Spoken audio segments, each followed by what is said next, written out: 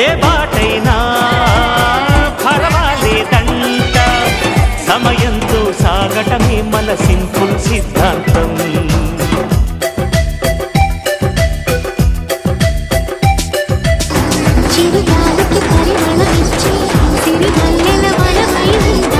గగనాన్ని నేలను కలిపి హరివిల్లుల వంతెన